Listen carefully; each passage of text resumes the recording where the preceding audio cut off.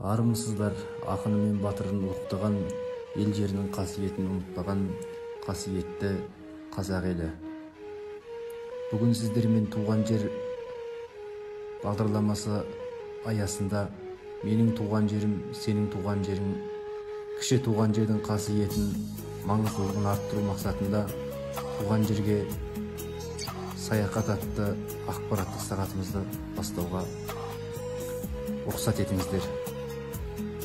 Ана жолы тақырыбымызда қозғағанымыздай, ерей мен тауында да, тасында да, өзен көлінде де тарихқа тұнған қасиетті киелі өлке. Бүгін сол киелі өлкеміздің біршама киелі жерлермен таныстырамыз. Әуелі Жанақ әулиенің ескерткіші. Қаһарлы Жанақ әулие ерекше қасиет иесі болған. Киелі нысанның сипаттамасы: ескерткіштің биіктігі 3 метр, ені 1 метр. Баянауылдың табиғи тасынан жасалған. Тасты орналастырған Жанақ әулиенің бірінші ұрпағы Ахантай Ермеков, Рамазан Нұрғалиев бастаған Баянауылдың азаматтары. Келесі кезінде Бөгенбай Абылай тұсында аты аңызға айналған жырау бабамыз Үмбетей жырау киелі нысанының сипаттамасы. Үмбетей жырау бейіті Ерейментау ауданының Қоржынкөл станциясының оңтүстігіне қарай 10 шақырым жерде Мыңшұңқыр деген қорымда орналасқан. 1786 жылы салынған. Қабірі табиғи тастан қаланған. Биіктігі 1 метр, ұзындығы 3 метр, ені 3 метр. 2010 жылы ұрпақтары қабырғасын көтеріп тас белгі орнатты. Тас белгінің биіктігі 2,5 метр, ені 1 метр. 2010 жылы қойылды.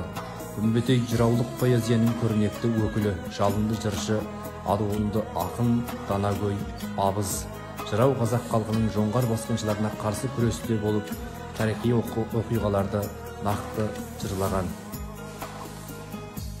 Келесі киелі жеріміз Едіге би бейті. Киелі нысанның сипаттамасы: Ерейментау ауданы Елтай ауылында орналасқан. 2016 жылы ұрпақтары басына тас орнатты. Тас белгіні Баянауылдан әкелді. Биіктігі, ені ескерткіш таста төмендегідей жазу бар: Бисмиллахи рахман рахим. Айдабол Едіге би Төлебайұлы. 17 ғасырдың аяғында дүниеге келіп, 18 ғасырдың екінші жартысында өмірден өткен дала даналарының бірі. Ердің құнын екі ауыз сөзбен шешкен ақылман би өз заманының айтулы қоғам қайраткері ретінде танылған. Танытып қайта мына даламызды, жаңғыртты жаңа дәуір санамызды. Тарихтың тереңіне ой жүгіртсек, 3 ғасыр бөліп жатыр арамызды. Сондықтан кешіре көр бүгінгі ұрпақ, кешірек біліп жатса бағаңызды деп ұрпақтары тағзым етсе керек. Әуелі аспанда Алла, содан кейін рухың жебеп жүрсін баба. Бізді ескерткіш бүгінгі далба жеріндегі ұрпақтарынан 2016 жылы қойылған екен. 17 ғасырдың ортасы, 18 ғасырдың басы Тәуке хан ордасындағы билер кеңесінің беделді мүшесі, жеті жарғыны түзетуге қатысқан би қазақ халқының күшін біріктіріп, жоңғар шапқыншылығына тойтарыс беру ісіне көрнекті рөл атқарған саясаткер. Аты шулы Ақтабан шұбырынды Алқакөл сұлама заманында қазақ жұртын біріктірген, елді жаудан қорғауға үндеген, қайратын жаныған сонау 18 ғасырда Абылай ханның Сарыарқа өңіріндегі 8 кеңесшісінің бірі болған ұлы тұлға. Келесі киелі жеріміз Саққұлақ бидің мазары. Саққұлақ жайлы 1976 жылы шыққан қазақ совет тарихында 1993 жылы шыққан қазақтың би шешендері 2008 жылы Астана, 2008 жылы Ақмола облысы тарихи мәдени мұрасы, 2009 жылы Ақмола облысының тарих құжаттарында жазылған Саққұлақ шын есімі Сәбден, кей деректерде Сәбелең ерекше зейінді алғырлығының арқасында Саққұлақ атаныпты деседі. Ол Бөгенбай батырдың Бапан атты немересінен туған шөбересі болып келеді. Осы Саққұлақ бала күнінде қатты сырқаттанып, көп уақытқа дейін айықпай ата-анасын қатты састырса керек. Сондағы Бапан бидің көп баланың ішінде анай да бар, анай атқа мінгенше талай да бар.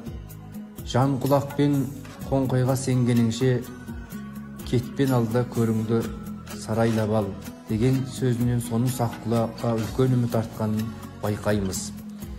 Саққұлақ би мазары киелі нысанның сипаттамасы. Мазардың ішінде орта жүздің боз арғымағы атанған Саққұлақ би мен балалары Әжімбет, Ералы және Нұралы жерленген. Саққұлақ би кесенесі өлшемдері 33-140-70 см шикі кірпіштен салынған.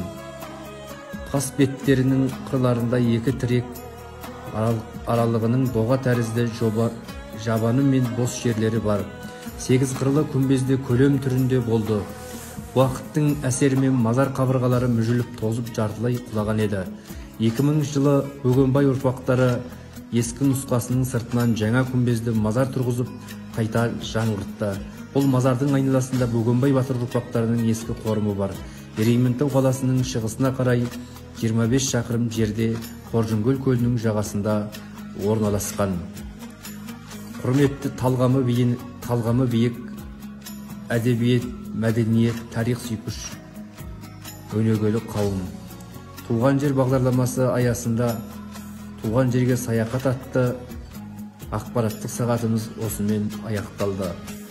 Еліміздің қасиеті мен жеріміздің қасиетін ұмытпайық. Аман, сау болыңыздар.